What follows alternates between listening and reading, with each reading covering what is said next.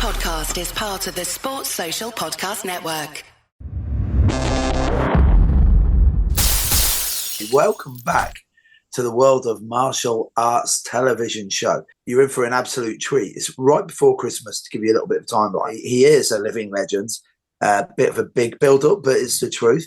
The one and only guru, Chris Parker. Chris, thanks for coming on, man. Mick, it's great to be here. Thank you very much. And we'll talk quietly later about that phrase. Living. Well, the living legend one. Right. Okay. So, Chris, I do this all the time, and I always apologise, but the best place to start is at the beginning. So, how did you get into martial arts? You know the two-word answer. You know the name I'm going to give you. 1973. I mean, it was Bruce Lee. I was 16.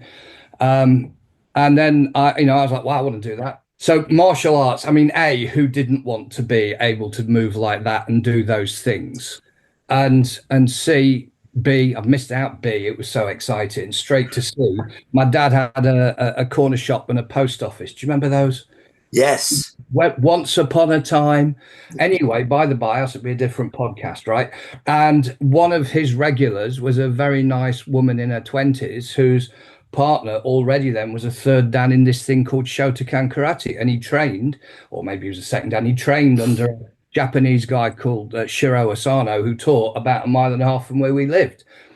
And so I trocked on down there and had that strange mixture that I know you'll understand of being absolutely drawn to it and terrified at the same time. So why am I walking there? Yes. 3 times a week, when actually I can come up with a whole load of reasons why I should do something else, but somehow you did just something, and of course there was a mystique to it all back then that was different. And so I did that for quite a few years, then went to be a student in Cheltenham, and I carried on doing the sort of Shotokan there, and I'd sort of worked my way through the sort of Q grades a bit, and I met a Dan grade in Cheltenham. He said, look, why don't we start a karate club and you can start the teaching with beginners, and and I'll come along and take over. And we joined the KUGB, and so we started doing that. And the background to it, interestingly, was a guy called Harry, Big Harry, and he ran a bar. It was the Gloucester Art College bar, about 400 meters from where I was living out near Cheltenham Racecourse. So it was well placed. So that became the sort of watering hole, right? And he was straight away, you just see some people and you go, all right, it's not just the scars on the face and the nose, there's the whole thing about him. It turned out, anyway, he'd been in the military, blah, blah, blah. He'd had some experiences, he'd wrestled, he'd boxed. And he said to me, Chris, I know you do this karate thing, because I was training at a club in Cheltenham. Why don't you see if you get somebody and start a club here for these art students? Because they need something, Chris, to toughen them up. Now, I would argue with him now as a more mature man about whether or not artists need toughening up, because I would give you arguments as to why I think it's very demanding and rigorous in its own right. However, we did, and he said to me, said Harry, he said, there's a Malaysian guy, a student here, I'll tell him about it, I'll ask him to come and join you. And I went, oh, okay. He said, no, he's the guy that every Saturday after the discos, I give him the money and he walks it across campus to bank it. And I went, right. He went, Chris, I spent a lot of time in Asia and I know bad Asians. Just honest to God, I've married my wife's life. He went, I know bad Asians when I see them. He's bad. And he meant it as a massive compliment. You know what I mean? Like he wasn't knowing he tries to run out without paying for his Coca-Cola or something. Yeah. And so first class, I'm there early waiting for students to turn up to see if any do. And this Malaysian guy walks in and I go, oh, you Idris? And he goes, oh, no, you Chris. And I said, oh, do you do Silat? Because I'd seen a 1-page article in Fighting Arts International, way before I started writing for them, by Don Drager. And it was about former Silat from near the Thai border. So that the one photo was effectively a guy doing a clinch with a knee strike. So do you do Silat? And he went, yes. And I've no idea. I don't even know what this question means. And I certainly didn't when I was 18. I was like, is it an internal style or an external style? Wow. Oh, no. Yeah, wow. And he went, you probably call it internal and I'll see you later. And he went away. And anyway, it turned out he'd got a green belt in Taekwondo or something. So I'm teaching the class and there's 10 beginners, and I'm going, well, we'll work our way up to sort of very controlled partner work and sparring. And I looked at Idris and said, maybe you'd walk out here and I can just show them what I mean by that. There's some simple one step. And he went on, if you don't mind, please no. And I said to him, I think we've established I was, what should we call it, an arse when I was 18. I probably still am. So then I said to him, if the internal external thing wasn't daft enough, then I said to him, it's okay, I won't hurt you. Too true. Too true. Never a truer word spoken by anybody ever. And he went, no, please, if you don't mind, if you don't mind. So I was like, it's okay. I thought, bless him, bless the boy. Do you know? So we did the class, and people said, hey, can't wait to see you next week. And he stayed, hung around, and he said, would you like to see some Silat? And I went, yeah. He said, I've never shown it to any non-Muslims, non-Malays before. I went, okay. And even that didn't really register with me at the time. And then an hour later, my mind is blown. And I kept, and he accepted, he took me on under his wing. I didn't ask, I didn't know how to, I didn't, you know, but that, so it was Silat with him and Shotokan for a few years, but there was an immediate difference. There was an immediate, he was way more scary in all sorts of ways. I'm not just, you know, the physiology of it. But something hit me right inside that the karate was inspired by wanting to be like somebody else. Yeah. Silat was never that. So that was it. And so I am the least qualified martial artist you probably ever talked to in this program. No. Well, first of all, I'd like to counter that, because first of all, just if you'd stayed with Shotokan Karate, we've got people of a certain age who do watch this show who will know who Asano was.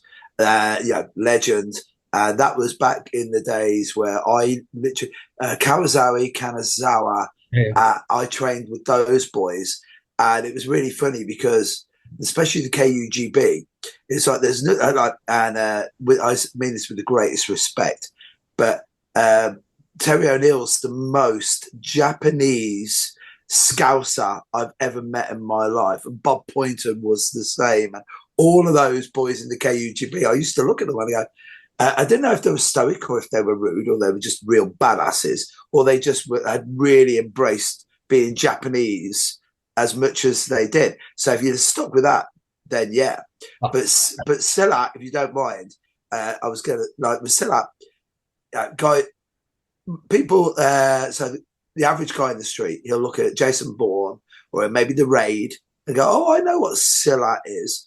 And then this is going to lead me on, because Silat's a very, very strange art. Like Mal Moyney's been able to really push it and get it out there. And Master Mal, I love him. He's great. I don't know whether or not it's a joke, but he always refers to me as Master Mick, because I started calling him Master Mal. So he does it all the time. And then everyone's like, he holds you in such high regard. He calls you Master. I'm all right. I think it's a sense of humor, really. And they were like, no, I don't know. And I'm like, well, I don't really care. Just the fact that I get to call him a friend is a cool thing. But you see him move. And where you were saying about the least qualified bit, which is going to get me into something I'd like your thoughts on. Like the certificate, the belt, the piece of paper, right? Okay, impressive if you need it. You know, you're talking to a guy who literally, like, for 13 years, ground away at something that I'm not very good at, just to be a black belt in BJJ. Why? And it's not the technique. It's this. That's what I became it. Like that, there's not many arts actually that you get that, right? But the thing is, with Silat especially, it's very, very interesting, because I'm going to embarrass you now. I say this to Eddie Quinn all the time, right? As much as going up and drinking a good IPA in that great pub around the corner from your house and spending time with you is enjoyable. When I came up, we did some training together. I literally came back and I rang up Eddie on the way back, and he said, Chris is something else, isn't he? And I went, mate, in the striking arts, the only time I've ever had it before was literally with Rick Young, when he put his hands on me. And that was that moment where I was like, I shouldn't be in front of this guy. And then I said, I think with Chris is, yeah, don't judge a book by the cover. And he went, exactly that. That preamble is the fact that I'd like your thoughts on why people seem to now want to have a title or a grade or some physical, as you were saying, internal, external, right? So you need that external thing in martial arts when the internal thing is so much more important. And Silat's the one that gets me, because it's like, as far as I'm aware, there's no real grading, like belt process, is there? So, you know, what can you explain to me, first of all, the grading process? And then more importantly, your thoughts on what the value is of having the skill as opposed to just being, oh, he's a black belt, you know. As me and you know, we're from the same generation where, you know, being a black belt in karate was a bit embarrassing for a few years, because it was like just some drunk in the boozer knocking this guy out. He was taking his shoes off at the time. Or he was saying, you know, my hands are registered with the police as deadly weapons. And you're like, please, mate, come on. Right. So the question is, your thoughts on like the value of both, or no value? Okay, thank you. I mean, I remember when you came up and we trained. I mean, the difference between, say, talking about me in the same few sentences he did as Master Maul, and I mean the proper living legend that is Guru Rick Young is. I remember when you came, because I too found Eddie and said, "You'll never guess what, Mick's been here." And he was just here, just at the right time. The planets seemed to align. I sort of was vaguely okay for 10 minutes. What are the odds of that? Do you know? So it was a standout moment for me that you know, Catherine was with us, of course, who's now. She was. She even said to me afterwards, she said, "Oh, did you take something before that class? Because you almost moved like you weren't just an old man." And I went, "Thanks for that." I've got people motivating around me. So yeah, we can talk about those two gentlemen, and then I think we can talk about me afterwards, you know, in an appropriate position against those two. Here's the thing. My teacher, Bapak Idris, I might just refer to him as Idris while I talk to you, Mick. I could give him the titles. It's not a title in quite that way, but he was always Idris, you know, in there. It's his name. And one of the three most influential people in my life by a mile, you know. So he said to me, I mean, I don't know, if I started training with him in 70 or spending nearly every night with him in 76, that didn't quite sound right, but all the stuff was right. In 76, I was 18 at the time, 19 maybe. And he said to me at one point, years later, he said, you never call yourself guru. Only other people can call you guru. And I knew what he meant. And as with so many things, he said to me, even back in the 70s and the 80s, I knew what he meant. And now I'm just beginning to think I might know what he meant. You know, 40 odd years, one of those. So you only ever know it at the level that you're capable of knowing, aren't you? Right? You can only refer to the depths that you've swum down to. That's the best you got. And if we remembered that, we might make less noise sometimes when we're in a room with certain people, perhaps. But he said, you can never call yourself guru. And I was like, okay. And I knew that meant you don't go, hi, my name is Guru Chris Parker. You don't. I got that. I got it. And it's not a name anyway, right? And of course, time progressed, and I'm sure we'll get round to this, but because of the aforementioned human delight that is Eddie Quinn, you know, we ended up where we are today with our Silat Fitter online community and our camps and our instructors programs and things, all because of him. And then of course we'd start doing this stuff because I was never bothered about teaching this, and I'd be saying to people, you know, in the Galangang, in the training arena, you know, call me nothing or call me guru. Outside, I'm Chris. But of course some people don't want to call you Chris, and some people, very smart people, have realized that actually my ego doesn't like it if you call me guru outside the Galangang. Which, because the ego is like a killer chameleon, it works, it changes and morphs and comes after you in all sorts of ways. It's not a fixed beast, else it wouldn't be such a problem. And so I've got people who will adore being in a bar with me, go to the bar, and then they'll turn around and over 15 minutes go, "Hey, Guru, did you want another Guinness?" And my testicles go, whoa, still, right? Because I haven't managed it. That's my issue. So, you know, I have to welcome them doing that, because I should deal with that. You never call yourself guru. And the other thing that Idris has made very clear is these are roles. They're not ranks. They're roles you play that bring with them potentially a crushing responsibility if you're willing to accept the role properly. They're not a rank to, it's not a possession, it's not a level to show somebody or talk about. So I think there might be forms of Silat. I can only talk about our art, Silat Fitra. There might be forms where there's belts and stuff like that. I don't know. If I'm the in what we're doing, I'm called the guru too. It means the old teacher. So there's the old teacher. He's the boss. There's like a hierarchy and a lineage. And lineage matters because we have to know our roots and where we come from, and we shouldn't forget that. And it reminds us then of the benefit and values of elders in a community. And that's not an age thing. You can be 70 and not be an elder. You could be 25 and be an elder. Sometimes I've known 12-year-olds who've been elders to me for an afternoon. Yeah. But it's an attitude, and it's about a learning and a continual learning process. We'd call it lifelong learning, and a willingness to serve others through your own experience and learning. And so if I'm the guru tour, I ought to know where you're at. Yeah. I shouldn't need to see you. We do a type of grading in the guru program, in the Guru Muda and the guru program that we run in Silat Fitra. But the people on it will tell you that Chris always says, I see you, we call this Diri Mula, and then you go out into a classic position, and we'll call that Gerak Mula. If I can't know how you move from watching you do that, I shouldn't be in this role. Yeah. I should know by how you walk across the room to do that. I should know. I should know if you walk up to me and shake my hand, I should know how you can move. If I can't see that accurately, now we can't do perfect, so I don't mean 100% of the time, but it's got to be much closer to that than anything else. If I can't see you that clearly, accurately, then I shouldn't be in this role. If I can't see you clearly now, Mick, sat there and work out where there's tension in your body and how your breathing is and what's happening, I shouldn't be doing this role, right? I shouldn't be doing it. Because so do you mind if I interrupt here for a second? Because that was one of the things that really, really amazed me when I came up to look at a job for you first. That was the first time we were going up, right? To look at some plastering. And we were there talking, and I was like, he's either really, really good at NLP and I'm giving away far too much subconsciously without knowing, or this is a Jedi. And literally that was the thing. Because I said it to Eddie, I was like, but Chris really knew. It was like, as I said, just as you were saying there about you should be able to know by shaking somebody's hand.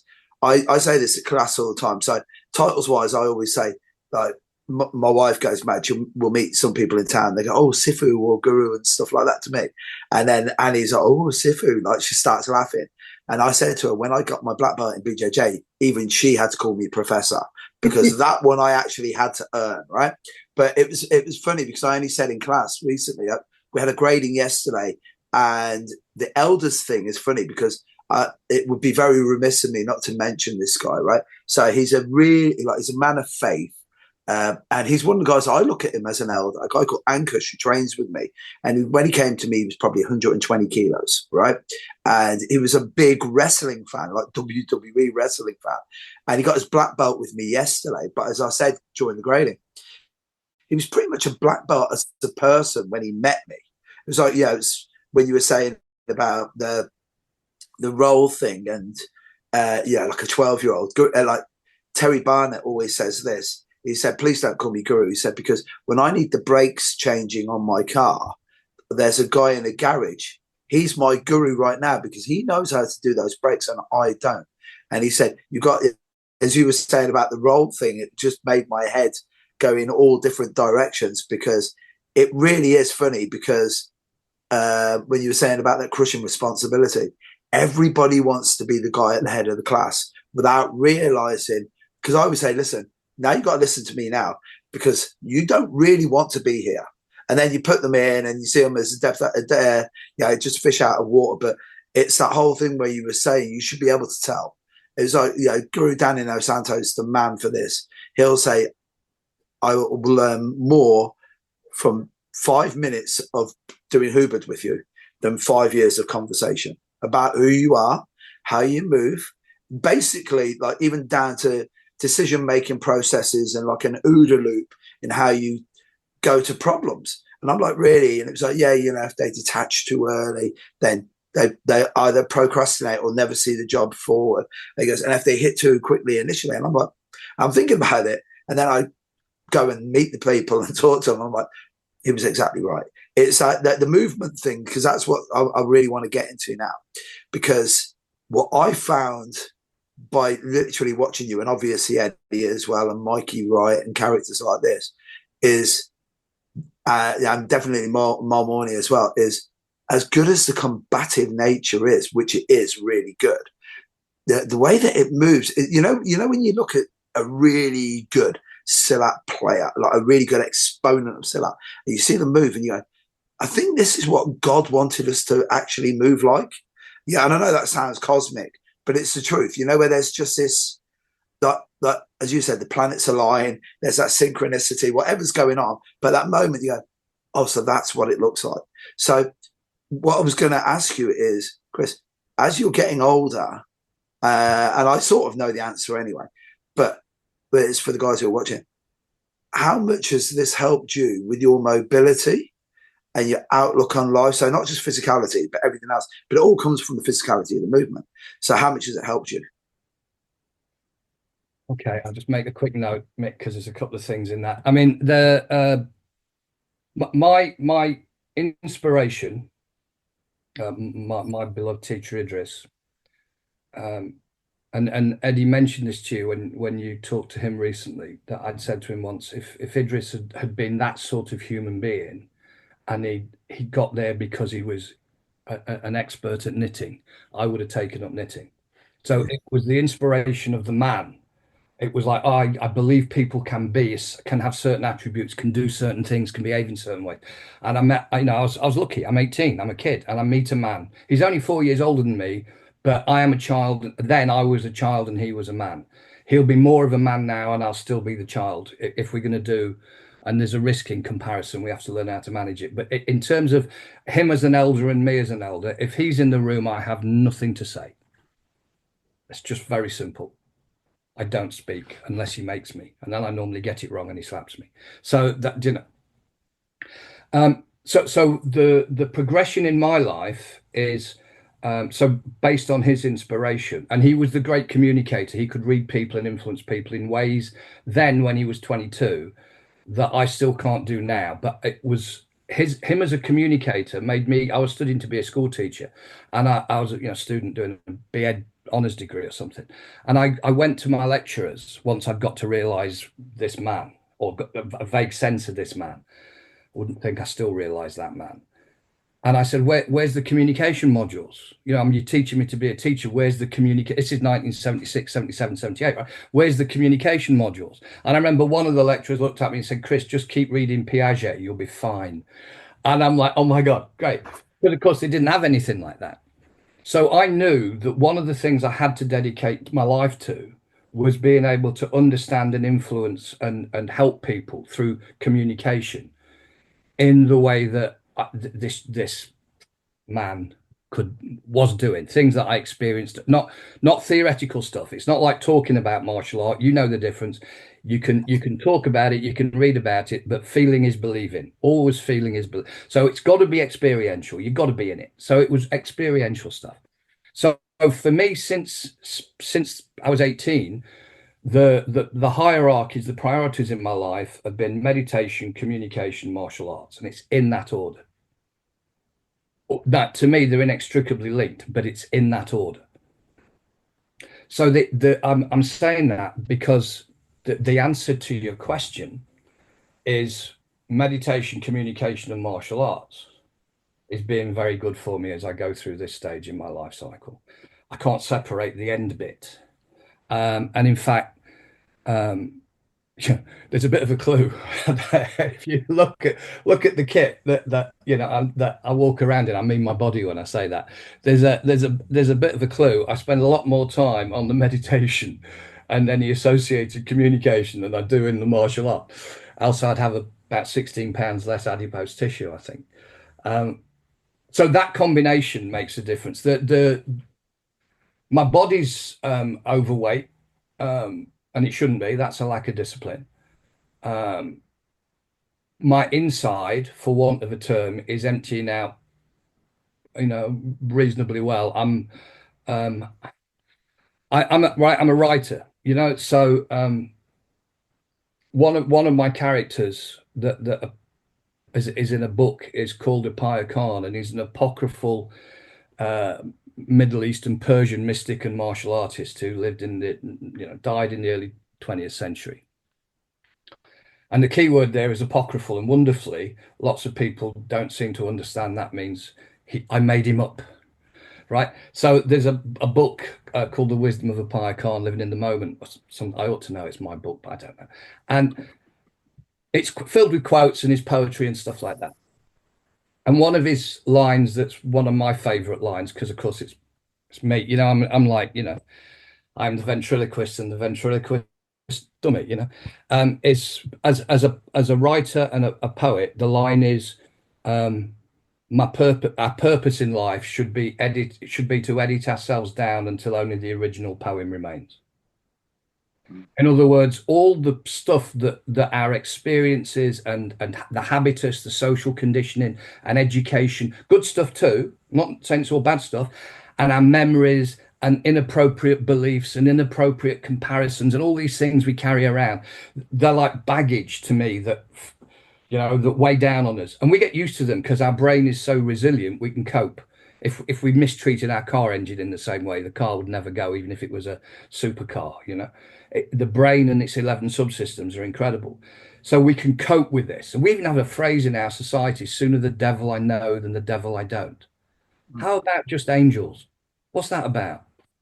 We need resiliency, but we can get lost on that. And that can be a toxic subject, the way it's presented, I think, especially for men, at the moment. Don't get me started on that one, Mick. That's what. No. But we can. I don't want that stuff. I want to lose that baggage. I'm working. Yeah. The meditation is a practice to, amongst other things, to empty. So the inside is emptying out. Yeah. And the outside is benefiting from the movement. Of course, it is. But I'm working. We say in Silat Fitra that learning can be from the inside out or the outside in, and it can be both. Of course, external stimuli creates internal change. We respond to stimuli and so on. But then it can be state I'm in influences how I respond to external stimuli that just suddenly appears. But I want to. For me, it's always inside first. Yeah. So the people. Somebody said to me recently, how much time do you spend meditating, Chris? You've been doing this since 1976. Every day? Yeah, every day. How much time do you spend doing it? And what they meant was, how often do you sit in a chair? Or maybe do a meditation walk or something. And of course, you can I'm meditating talking to you now. You don't have to shut up to meditate. You don't have to, it's going on inside. This is the outside. I can't, if I'm thinking and I look at you, I don't see you clearly because my perception filters are in the way. My expectations, my sense of, oh, Chris Parker is this, and oh, he's not very good at that, and oh, he's scared of this, and oh, he's crap at that, and oh, they all get in the way. I can't hear you, and it's hearing first. Listening is the primary skill, not seeing. Seeing is a part of listening. It's listening, feeling, seeing. I can't hear you unless I've got enough space for the sound to travel through into me, until I can feel the vibration, if you like. So as far as I know, it's an oak table. I just tapped it. Things are good. But I would just say, in terms of just the physical activity, so there might be a useful point for people who are training martial art and not doing the strange mix that I do. I only realized when I turned 60, which was 7 years ago, that the greatest thing we can do when we train through our 20s, 30s, 40s into 50s is our goal should be, I want to be training when I'm 70 and 80, God willing, longer. Yeah. So any little injury, clear it out when you're 35 before you train again. Any bigger injury, definitely clear it out. Resist this temptation to go, it's 90% better, I need to start training again.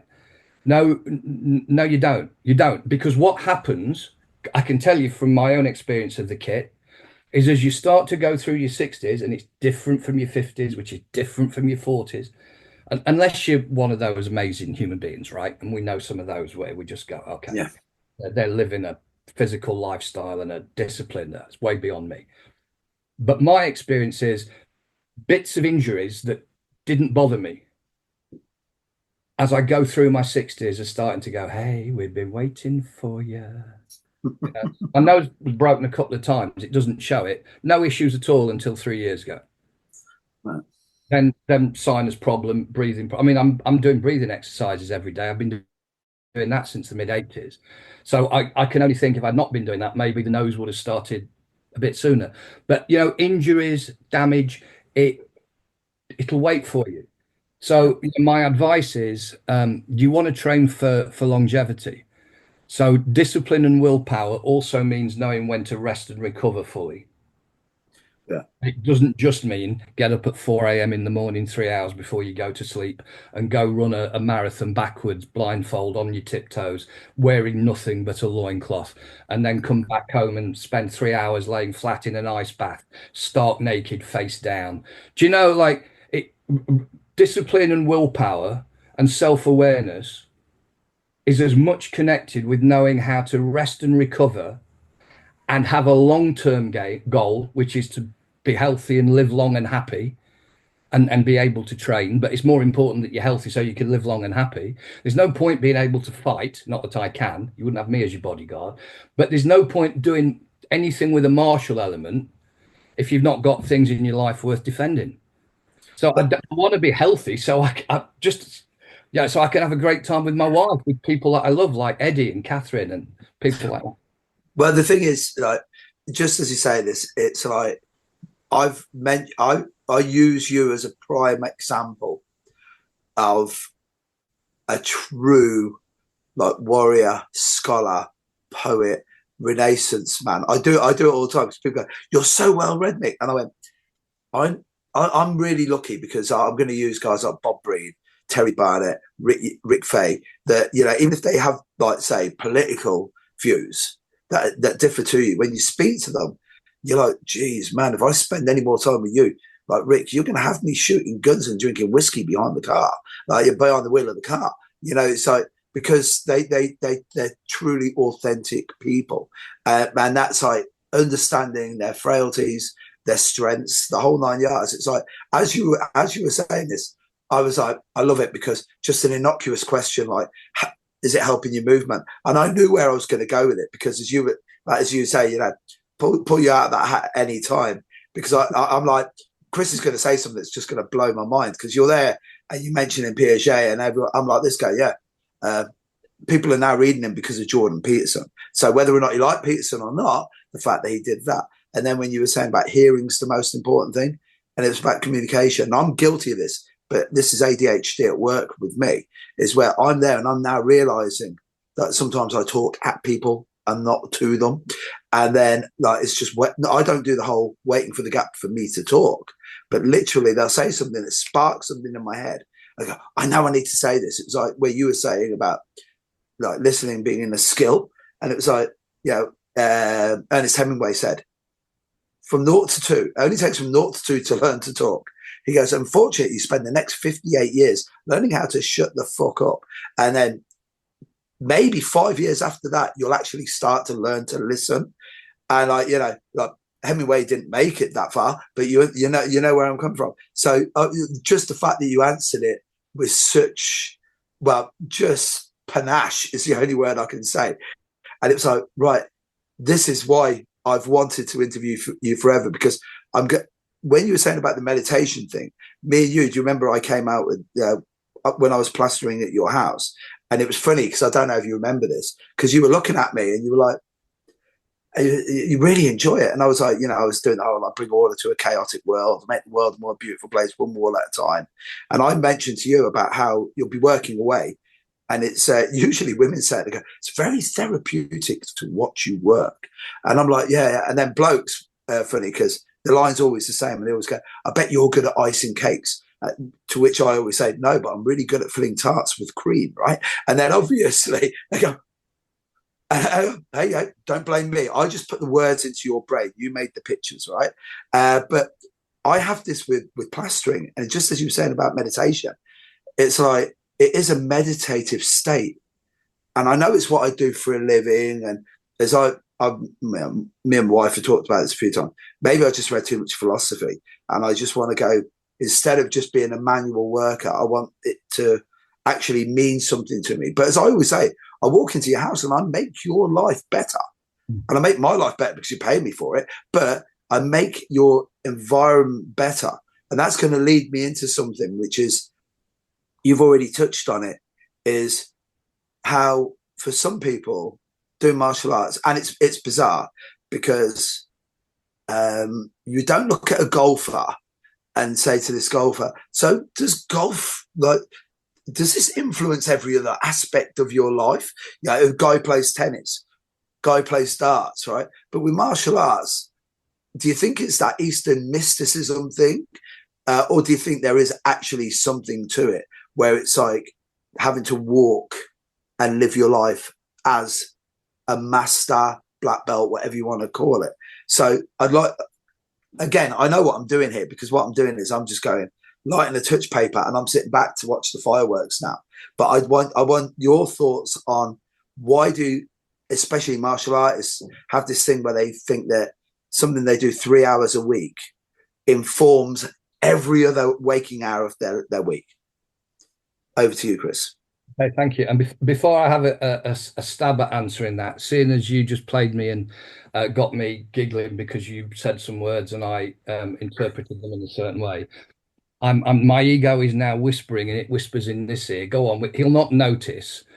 Give him something back that he only becomes aware of after this thing's finished. And he'll go, it can't have been Chris, because I didn't hear him do it and I didn't feel it at the time. So if I get distracted, it's me saying to my ego, no, you mustn't. It's not fair. They've welcomed you into their home and you shouldn't do it. And that's see, so nearly 50 years of daily meditation, and my ego is still going, get him back, get him back. Martial arts isn't anything at all. Next question. Yeah, deal with that one then, smart ass. Hey? Chris, I've got to get you, because you've fallen for the classics. It was a Sicilian opener. I'm giving into it. It's having you. It was a Sicilian opener, because I literally so it's a good gambit to open with in chess. But anyway, when you said it's nothing at all, because I've given this question because you said something to me, and you'll remember when we were talking, you showed me a picture of Idris, and then you Jedi mind tricked the hell out of me, which I still even now have to think about, because you showed me a picture of Idris, said, this is my teacher. And I was like, wow, yeah. And like, it's a cool picture. And you go, but is it? It might just be a random picture of a man that I needed. Yeah. I needed to put a face to be able to show people. And then I was like, this guy, you've done me. Like, so I have spent, like, Chris, how long has it been since? I think it's 8 years since I've last. It's quite a few. Yeah. So I've taken, like, talk about this for holding on to get you back, right? Because I remember you saying that to me, and the amount of times I've thought about this, and I'm like, so has Chris actually got a master, right? Or is like, because you asked me these questions, because you went, this is Idris, and you went, or maybe it isn't Idris. Yeah, do you remember showing me the picture? And I walked out of it and I was going, God, I need a drink, because we went around the corner to drink 3 pints, and I was like, can I get this? Because you made me think in a completely different, because I've never been asked that before in my life. And I've spent 8 years waiting to be able to drop it back onto you. And it was like, so Chris, martial arts is nothing. Tell me why. Absolutely. And we both know that somewhere in the deep aura and darkness of the background of this, Will is there working as magic. So Will, obviously, we can do this psychically, Will, between us, before I have a go at answering me. Just psychically let me know. Do I give him a strange, tight, twisting feeling? He's a bit used to it, to be fair, in the left part of his lower stomach or the right part? Just psychically tell me which it is. And then have a word with him tomorrow and see how he's feeling. Okay? Because I didn't start this, Will. I didn't start this, Mick. Right? I just want to be left alone and treated with respect. That's all I ask for in my life. And Yeah. tell you for why it's nothing, my friend, because it doesn't exist if people don't exist. Right. It's a human endeavour. It's not a separate identity. It's not a separate thing. And we talk about it. Because we have to put names to things in communication speak. We create nominalizations. We create nouns out of verbs. So we talk about, I've got a problem in my relationship with Eddie Quinn, and I've actually created a noun. It's the act of relating with, and to. It's a verb. Once I nominalize it, it's fixed. It's like a table is a table. It can't be a gorilla. It's fixed. So martial arts, if we're not careful, we nounify it because we have to call it something, and then it's a fixed thing. And we forget that it's just human activity and human interaction. It's intrapersonal communication. It's me with me, working with me. It's interpersonal communication. It's you teaching me and me working with me and you, and trying to be a good influence to the rest of the class by being here with a good heart and just doing my best and so on, and hoping that influence ripples out if we all do that.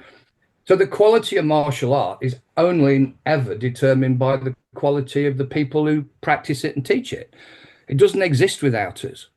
So it can be whatever we want it to be, and it can be damaging and abusive and an ego trip.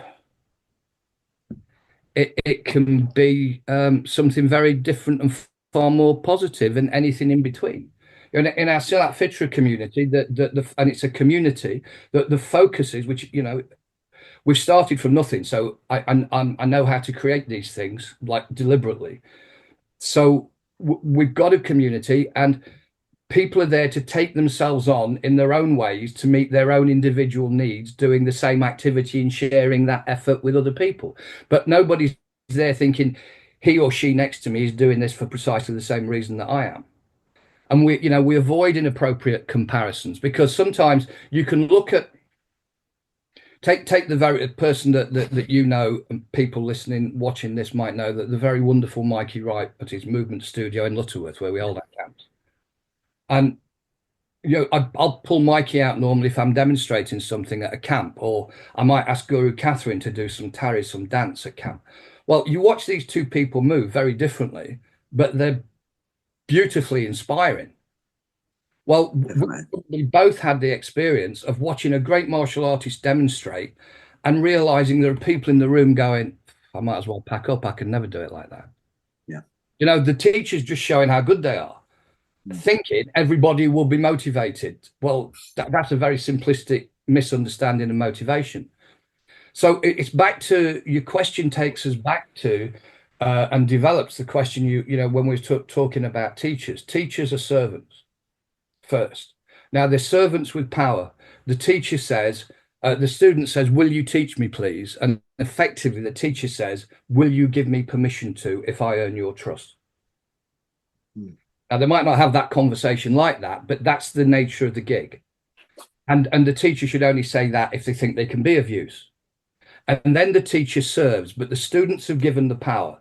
The teacher doesn't have the power in a room. We go back to when Idris said to me, you can never call yourself guru, only other people can. If you don't have any students, you're not a teacher. It's ever so simple. If you don't have 20 cars in your forecourt, you're not an auto trader. So this is the thing, right? So I've noticed this over the years. I've had this with a couple of guys that have trained with me. They've got to black belt and then they want to be a teacher. And this is going to lead me into my next question. I'll tell you right now, so you can think about it, is why do people think that once they get a black belt, that automatically makes them a good teacher? Which we both know. Yeah, because it's the truth, right? It's like, automatically I'm a teacher now. And you go, no, you've just shown that you're able to get to a level for you. Are you able to communicate this, right? So what I've found is, and it irks me, it's like you were saying, like at the moment, my stomach's churning a little bit because you've done some Jedi shizzle on me, and that's your right side, mate. Well, you know exactly what side, because you it's my left side, because you literally, as soon as you said, is it your left or right side? Yeah. See, there you are, right? And immediately, I only did what Will told me. Don't blame me. right? So, and immediately, Chris, as soon because is it the right or left side? Oh, I would have said right. And now I know that you've worked on an even deeper level. It's like Inception, the Christopher Nolan movie. You know, now, right. Like, I haven't ended up to meet the old Japanese dude yet and wash up on the beach, but that's going to happen in about probably Wednesday, right? Because I know how you work, Chris. Right. So here's the thing: teachers. Even when you get guys, right, first of all, automatically they think they're going to be teachers, right? That's one thing. Now, the other one that really, really does irk me, and this is my ego because I hate it, is I've had it with a few guys who talk for me and they go, yeah, class sort of bombed, you know, and they're like, yeah, it's like when you did comedy, Mick, did you ever bomb? And I went, I bombed if I never stuck to the script, yeah. And I was like, because I'm a really funny guy, right? But even I need a bit of help. That was the one that got me when I first realised that comedians wrote bits and that was it. And it was like, don't ad lib unless it's you got a heckler. Get a heckler, go in, say something that's experiential or it's geographically correct. So it's like, oh yeah, all you guys from the Neaton are like that, something like that. But teachers, the one that really gets me is you didn't teach. What you did was you did a showcase for an hour showing people what you knew. And it was like, how did they not? At what point did they realize just because I got it, they couldn't communicate it? So my question is, black belt, automatically a teacher. Yeah, guess what? Because if you learn to pass your driving test, I'm not going to trust you to take some 17-year-old kid out in the car for the first time ever. But martial arts, we seem to do it. I had a couple of fallouts when I worked at the university. I was the least qualified principal lecturer in a British university for 20 years, academically qualified. And I had a couple of occasions with very well-known, academically well-known professors who believed that the more you knew your subject, the better you could teach it. And that actually offends me to my core. It's not just I've got an opinion about it. You're wrong. You're from the school of wrong. You've got a PhD in wrongness. You couldn't be more wrong. Please go and live on an island somewhere else and just be wrong together, because that's absolute lack of respect for the people who are trusting you, A, with their time, but even more significantly, with their money, but more significantly, their time and energy to learn from you. We have an obligation as the teacher to be A, the best student in the room, B, working harder and faster mentally than anybody else is in the room when they're there learning from you. C, to be a continual lifelong learner. So you're modeling what you're talking about. D, to absolutely know that you're there because you should have some related expertise. Now, being able to model movements is relevant, obviously. But could a great martial artist be confined to a wheelchair and still create amazing martial arts students absolutely all day long if they know how to teach to principle, if they've got students who can demonstrate what they can no longer do, if you're not just caught up on new technique, come back for a new technique, give me some more money for a new technique. If you're bothered with teaching movement, if you're doing internal growth. So in Silat Fitra, we talk about principles of movement and principles of mind. And it's principle based. It's not techniques based. It's movement based.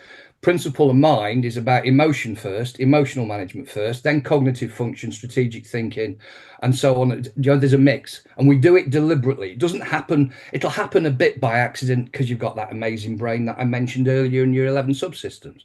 But teachers should know how to teach, else you're just a doer. They're separate things. Because you a leading member of the SAS, great, I want you to protect me. It doesn't mean you can teach me how to be you. Two connected bits to this, if I may, Mick, because this is sort of where martial. I mean, I am a servant to people. We've got people at camps, people who train with us as martial artists. They're infinitely more qualified than me. If we had a scuffle, they'd throw me through a wall, kick me through a window, but I can serve them. That's all they need from me. If I have to walk around thinking, well, I am the guru, you're right. That thing's whispering too loud in my ear, right? I'm there to serve them. And the point you made is bang on. They know this thing. right?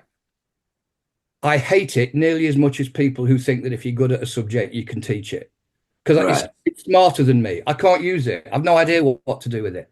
We'll be at camps and how do I get that to do that again for me? Right? I hate. You don't go to Chris to change a plug. You don't ask Chris for advice about which car to buy. You don't.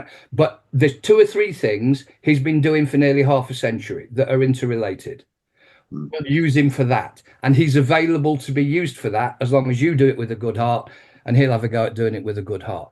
You've Yeah. got to create this trust in, and it's not then just being able to teach a class, because the best teaching is always bespoke, because there's the law of human variation as your primary scientific law. We talk now about neurodiversity, and it's appropriate. It's not a clinical diagnosis, though. We have to say it because we want to identify people with certain ways of functioning so that they can get the support and help and the understanding from the rest of us that they need. But essentially, we're all neurodiverse. We're just all neurodiverse. Now, the differences might be quite small or they might be quite obvious. So teachers have got to be able to go, there's 50 in a room here. At some point this month, I have to spend time with each one, because how I talk to that one will be different to that one. What I need to say here is different there. I touch that person there for this reason. I don't do that for this reason. It's funny you said that, because it's like teachers. I did NLP, so I did practitioner, master practitioner, and everyone was like, "Why do you want do you want to be a counsellor?" And I'm like, "What? Listen to other people's problems." This is one that got me. Listen to other people's problems, and then go, "Yeah, I'll try and help." Like there was a while there in martial arts where everybody. So this has led me into where I really wanted to go. So there was that self-help guru, that life coach. Do you remember we had that period where we had this, and some of my best friends were in it. They were deep in it, and they were there going like, yeah. So I'd go there and I'd see these guys training, and then for some unknown reason, there would always be like a Sermon on the Mount type moment where you sit down, everyone's like, "Whoa, yeah, great." And then I'd be looking around the room and I'm going, first of all, if you knew anything about VACOG right now, you don't realize some of these guys are fucking falling asleep. And some of these people are getting triggered really savagely. And you're opening up wounds here.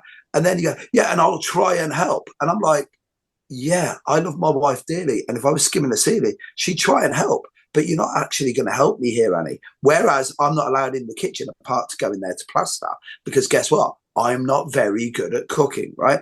So that was the thing. This was going to get me into it, right? So yeah, the good teacher part was one, and I'm gonna bare my soul here.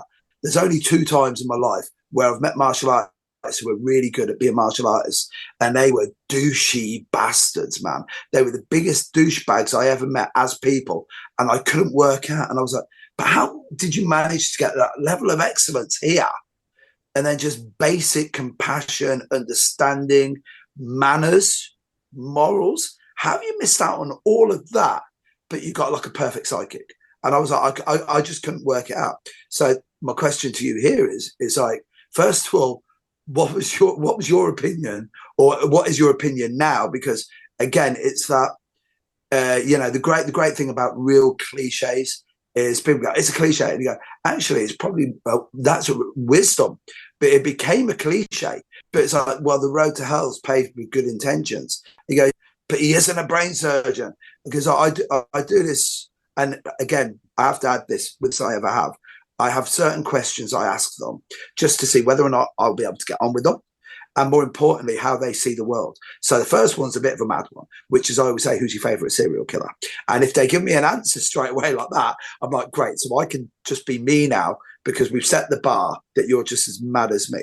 And then the next one is, "Do you drive?" And you go, "Yeah, I drive, but I don't have a license." And I say, "I don't know if you understand this, but guess what? I'm a heart surgeon. I just don't have a license." And they go, "It's not the same thing." I went, "Really?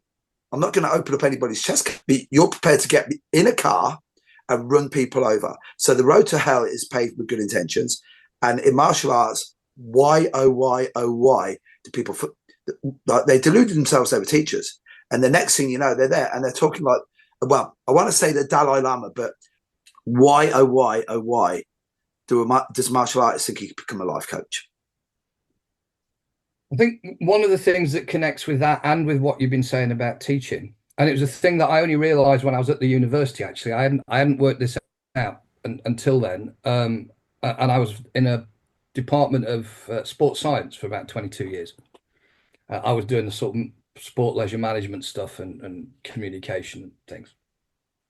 I know nothing about, the physiology and whatever. And it was amazing to be surrounded by great scientists. A lot of them were much younger than me. Most people tend to be.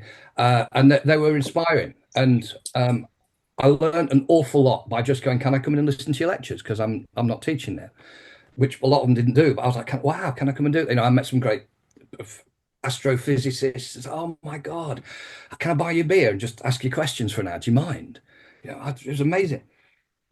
So apart from the professors who thought you could teach without actually learning how to teach, they did a bit of a training program. It's not that rigorous. And these people had done it 40 years earlier. But what I used to think, and talking about comparisons earlier and assumptions, I'd really got something wrong. I'd always thought if a performer, an athlete or whatever, a boxer, doesn't matter, was very, very good, their coach had to be very, very good. Right? So if you're running in the Olympics, your coach must be world class. And of course, that can be true. Not saying that absolutely, that would be the ideal. But what I came to realize over 20 odd years was that actually, and we're back to this thing that I said earlier, we've got the most amazing thing in the known universe, that 3 pounds of brilliance just behind our foreheads, working with the 11 subsystems that make up the majestic complexity of human beings. We don't stop and go, oh my God, I actually am amazing. I just maybe screw it up a bit. But the actual kit is incredible. So if you've got somebody who's genetically predisposed to be good at something and they start doing it, say, at the age of 8, and they keep doing it till they're 20, the coaches don't have to be world class. That brain, body, subsystems, if the person's really genetically motivated and capable, is going to become very, very good because they're doing it more than 3 hours a week. So we can go, no, I'm a great teacher, look at my students. The quality of the student, performance-wise, is no immediate guarantee of the quality of the coaching or the teaching. Yeah. The two don't automatically go hand in hand. They ought to. I go back to what I said. The teacher should be the best student in the room. They should be working harder than anybody in the room. The teacher should be going, why are you doing shoulder and back exercises, teacher? Because of the weight of the responsibility of teaching you lot. That's why I need to do it. And when I can't serve you anymore, I need to shut up and go.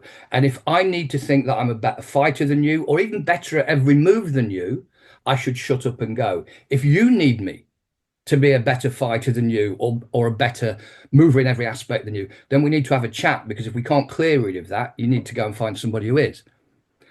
We have to teach students what the dynamic is. That's part of our responsibility as teachers.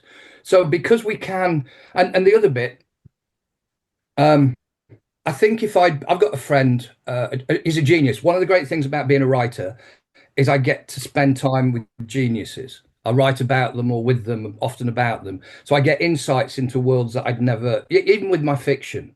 Recently, a few years ago, I had a few days with the West Midlands Police Dog Training Centre, because I'd got a trilogy of novels coming out. My main character trains protection dogs. So it's not really his job, it's his cover, but that's what he does. And if for fiction to be real, you have to put the fact in it. Yeah. And I'd said to Eddie, the same, the guy that those of us who know him could easily imagine as a human version of a Staffordshire Bull Terrier. Like you walk in a room and you're going to get cuddled and your face licked, whether you want it or not. Love is coming, right? You can't escape. You're such a gorgeous, gorgeous, wonderful man. And I was saying to Eddie, I need to know about training dogs. And he went, well, so-and-so, he's been on a couple of your courses that you used to do. And he's the head of West Midlands Police Dog Training Centre. So I've got 3 days there surrounded by people who are passionate and obsessed and skilled. And I get an insight into a world I'd never get. And that happens lots. And one of the people who's most influenced me in that way is the guy that co-wrote this. The new version is actually, it's not here to show you. It's on my desk because I've been working on it. This was the most useful book I ever wrote, called The Brain Always Wins. And the new version, Brain Always Wins 2, is coming out in April. Based on the work of and written with an leading American clinical and sports psychologist called John Sullivan, Dr. John Sullivan. I met him because he hit on a very dear American friend of mine who I regard as American daughter, and she sees me as English dad. So once he'd started hitting on her while he was visiting the UK, we had to go, me and him had to go to my friend's Chinese restaurant and have a chat. Do you know, and he is one of the loveliest men and an absolute off the chart genius. I put him into context briefly. 16 years head of sports science for the New England Patriots. They won 6 Super Bowls and I think got through to 2 others during that period of time. While he was there, he was headhunted to go and work with the most elite tier of America's most elite military to help set up certain training programs. He's got an 8-page CV, and being a consultant for NASA is on page 3. Wow. He hates it when I tell people that. Yeah. He's a genius. He's a psychologist, right? Yeah. Of all scientific disciplines, only psychology do the rest of us treat it the way that we do. Well, I can do it. I'm a psychologist. No, you're not. You've got an NLP qualification. I'm a psychologist. I've got a life coach. No, you're not. You've got a life coach. Well, if you want to learn the stuff, do the hard yards. Yeah. Because words, I mean, I'm theoretically the comms guy, right? Because of my time with Idris, been since the 70s. Words affect brains. I always thought that had to be the case, but as time's gone by, neuroscience has shown us it. Words affect brains. Brains affect our emotional responses, neurotransmitter release, and so on. Therefore, very simply, words affect brains. Brains affect performance. End of story. So if you want to learn how to manage your physicality well, so that you can be powerful and strong and be safe with people whilst doing it, well, learn to manage the sounds that you make well. So you can be powerful and safe and strong and good for the people that are with you at the same time. And I don't have to be that good at comms, Chris, because look, I've built this business and I'm doing all that. So, and it goes back then to a John Sullivan thing, and he'll talk about training and elite sport training, and he'll go, I said to him once, what's the difference between the training with like Navy SEAL Team 6 and say an England football squad or whatever, because he's done a lot of work in professional sport. And so on. He's in New Zealand at the minute as head of sports psychology for high performance sport New Zealand. I said, what's the difference with the elite military and elite sport? And he said, Chris, when life and death is on the line, specificity in training really becomes apparent. When life and he does these great lines. He said, when life and death is on the line, Chris, sweat alone is never enough. Wow. Boom. Yeah.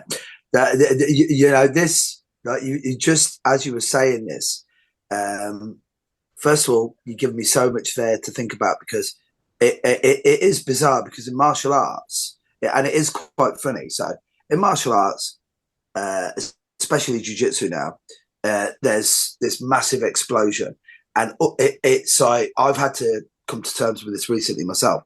First of all, I took up martial arts, right, and I'm going to be really honest here. So I took up martial arts because I didn't want to be a normal average person. Yeah, I used to look at them and I think, you're just complacent, you're lazy, you could be extraordinary. And obviously when your moral code, like, if you've ever seen The Watchmen, like, I'm literally Rorschach. Yeah, I'm the world's highest functioning sociopath. And it's like, over the years, I always say this about my wife, until I met my wife, I'm sure I was loved, but I never felt loved. Yeah. And then my wife actually taught me how to actually love people, which I always wind her up about. So I would say, listen, I was always going to be good in life, because if I had lost, I never really felt connected to anybody. And I always say to her, I say, what am I? And she goes, you're a masterless samurai, Mick, you're a Ronin. And I'm like, that's it.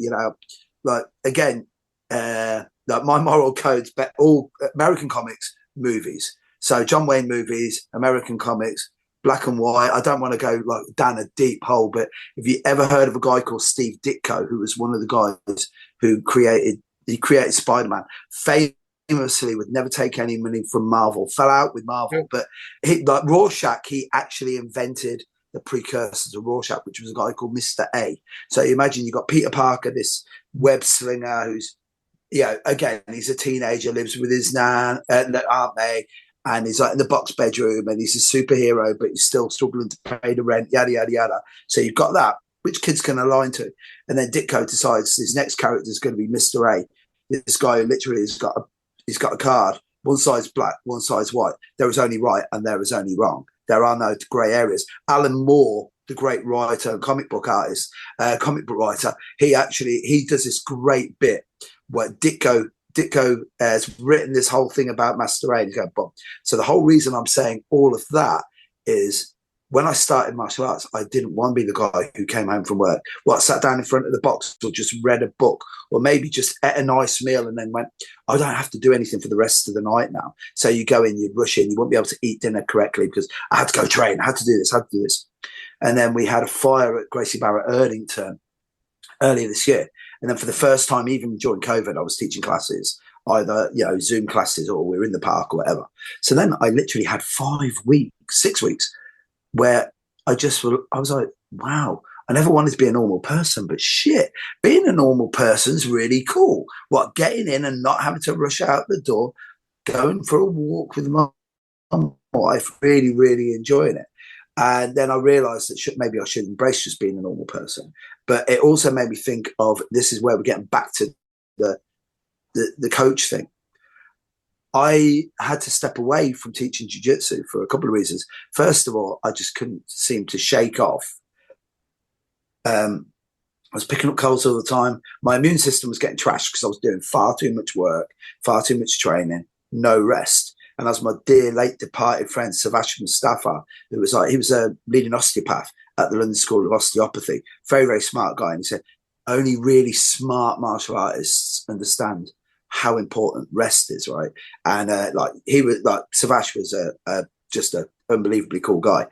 But I was looking at it and I felt like a fraud. So again, I'm there in front of athletes now. So Brazilian Jiu-Jitsu isn't a martial art. It's an athletic endeavour where just being athletic will negate the skill that I have. And the other one as well is I'm 56 next week. And I actually realised I was an old man trying to still hang in a young man's sport.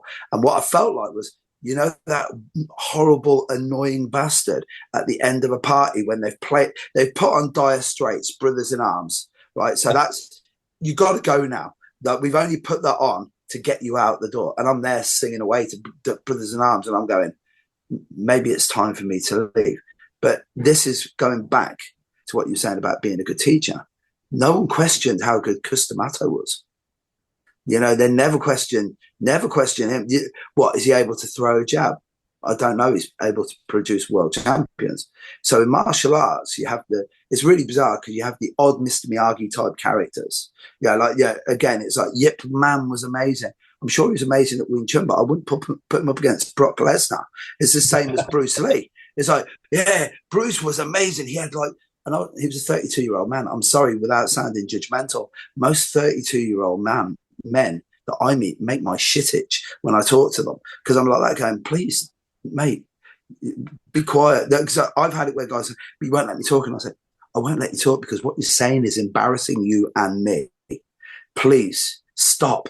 And they go, how do you know? And I went, because I had 35, 40 years of being you, and even now I don't even know when to be quiet. But it was like the whole thing about that teacher being able to demonstrate it was the one. Now, the thing is, Chris, I'm conscious of time here. So first thing, we need to do a part 2 for the simple reason we've gone over an hour and everyone talks about the long form, like, oh, long form is where it's at. And I'm like, even Joe Rogan struggles to get past an hour and a half. He has to throw a few adverts in. So my first question is, can we get you back? Because we haven't touched on any of, dare I say it, your civilian life as Chris Parker, you, the author, the bon vivant, the man that you are, right? But I'm going to close out on this one, right? And it's just a question that I'm going to ask you is, for all of your studies in communication, right? Because this is going to be a good one because we can bookend when we get onto part 2. So in all your studies in communication, what's the most important lesson that you've ever learned in regard to either teaching a subject, but more importantly, and we never talk about this in martial arts, creating rapport and connections? Yeah, because the real cool connections you make in martial arts, as you said earlier on, where we were talking about that shared toil.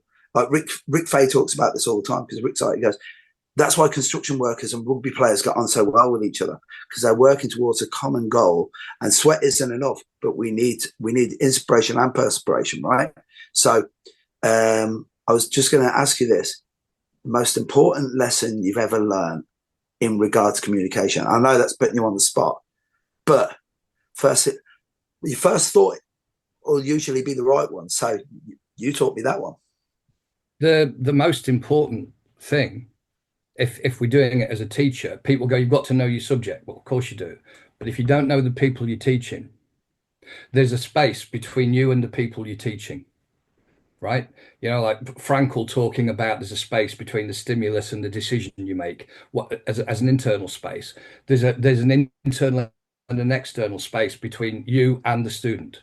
And it's going to be filled with things like students' uncertainty, students' self-doubt, students' confusion, students' expectations, students' desires. So that's why meditation, communication, martial arts. The most important lesson to me, very simply, is this attitude. And this isn't just about communication and teaching. It's about anything. Attitude underpins skill. You can have all the skills in the world. If your attitude is not there today, your performance will diminish. What's the attitude for me of a skilled communicator?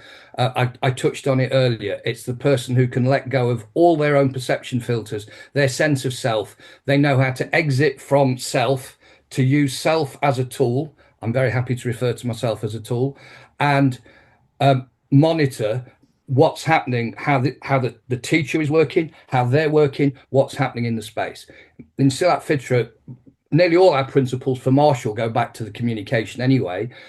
We talk about me, you, us. I have to get me right before I can do a good job for you, before I can create an usness, a rapport, a connection. If I'm not right, in the right state, emotionally, psychologically, physically, I won't be able to hear you correctly. So I won't understand you well enough to know how to go first in the process of creating the rapport, as you termed it, to build a sense of trust.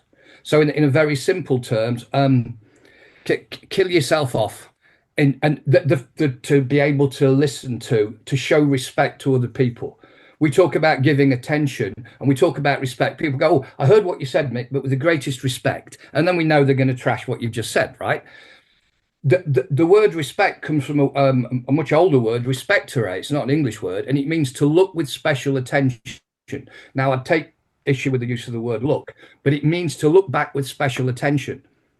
So when people come here to train with me, my guru on the guru program, there's a green gate. You come to the green gate and then I let you into the garden and then you come into my Gallen gang. And they always wait outside the green gate. And sometimes they're getting annoyed because they're going, he's only got to come out the kitchen. For God's sake, we've come from Scotland or whatever it is, The point of the green gate, and the people on the guru programs know it, and Guru Eddie and Guru Catherine have known this for decades. That's when I opened the green gate, Chris has done the best he can to be in his best meditation state. So he's not in the way at all. So then he hears you. There you are. He doesn't go, I know you, Eddie Quinn. I've known you for 32 years. I don't know you today. If you present to me today, as you have done for the last 32 years, we can use those communication patterns. They fit. But you might be different today. And to give you respect, I have to treat you like you are here, fresh, first, forever. And you know what? It's amazing because what does that do? That newness, that freshness. It means that you go downstairs from working for 5 hours, you come in from having been to work, you see your wife, and you're trained to go, I've never seen you before. Wow. You see somebody you love and you go, oh, I've never seen you before. Well, you have, but familiarity breeds contempt. It breeds sensory dullness. Yeah.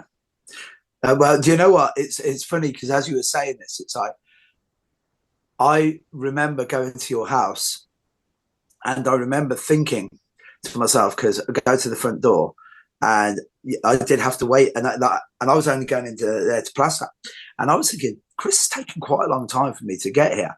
And just as you were saying this, the minute you say this, like for guys who are listening, right? If you ever meet Chris in person, what he has just said there is not BS, because you are literally, and I do mean this, you are literally one of the only people that I know that when you go and you speak to you and you spend time with you, you're like, he's actually worked on something you're getting the best version of me. And I mean that. It's just as you were saying that, I was like, that's exactly right. And with me, I'm able to do it a little bit, but with me, it's an act, as I always say, because like the old ADHD and the mad autistic brain, as I said, I've got a bottle. I literally have a water bowl which used to have a Gracie Barra sign on it. And obviously now that we left Gracie Barra, we have to do the Greek tragedy and kill the father, right? So I've had to put a sticker over the top of that.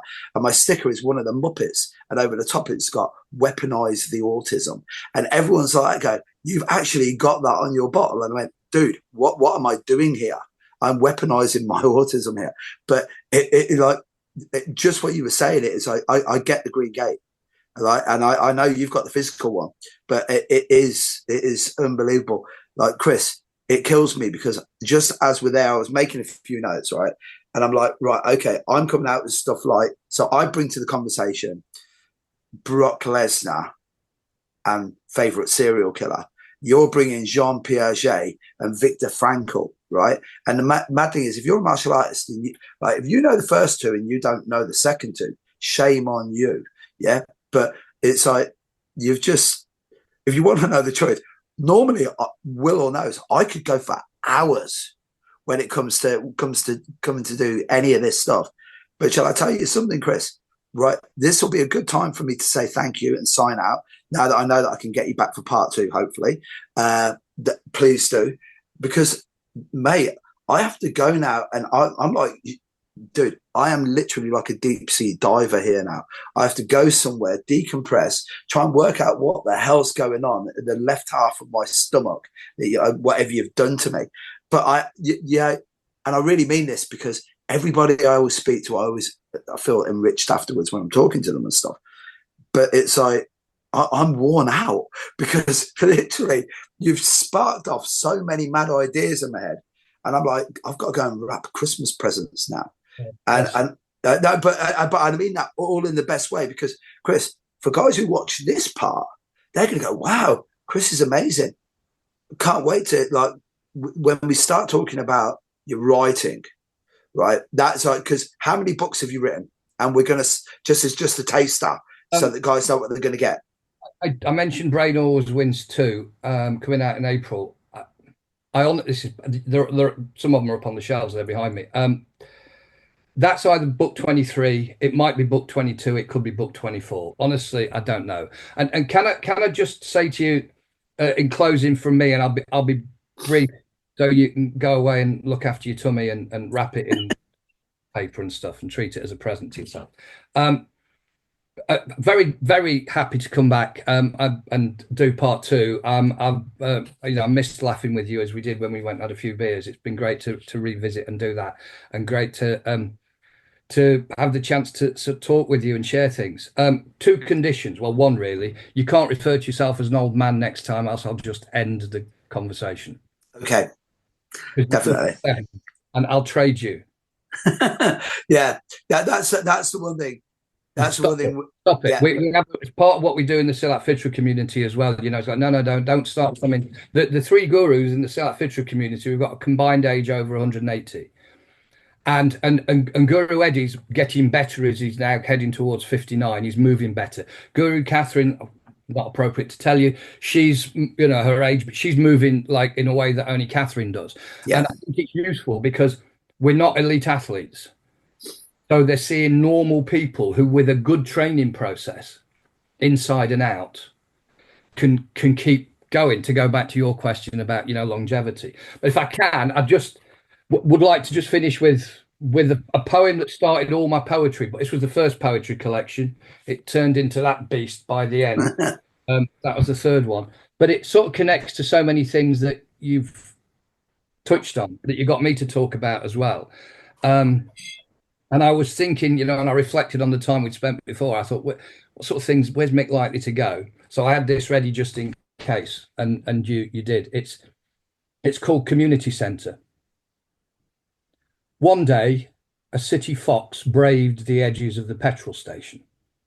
Jean saw him first, in a quiet moment. He returned the next day. She named him Basil. She told her regulars.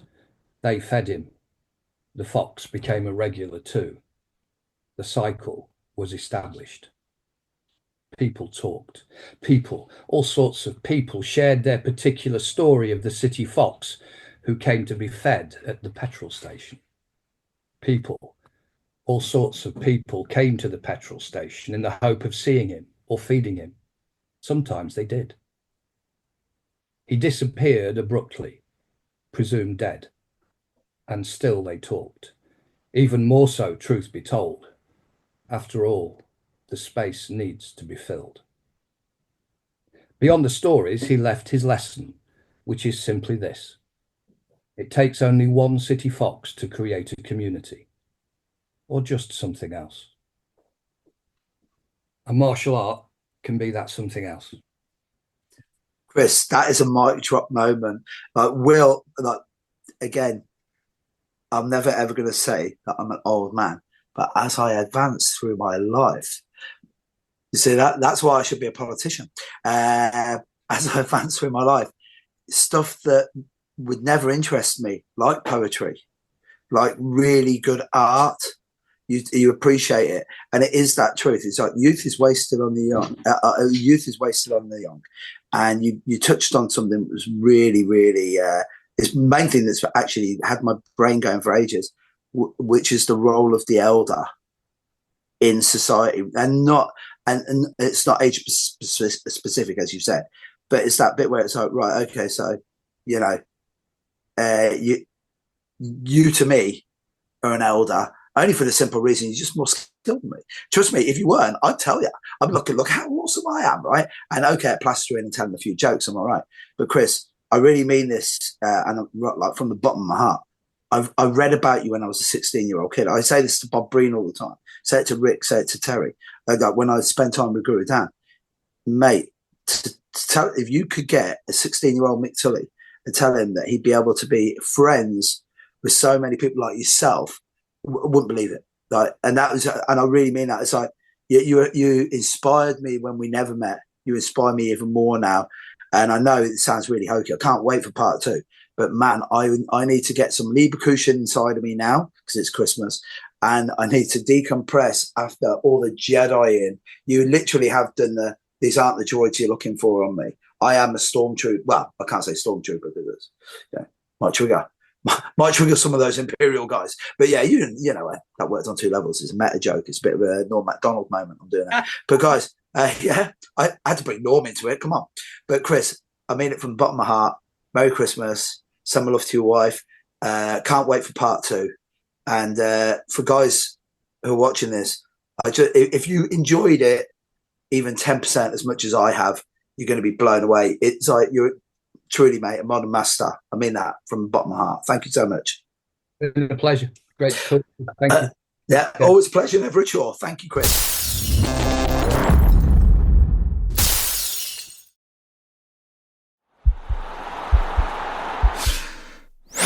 This podcast is part of the Sports Social Podcast Network.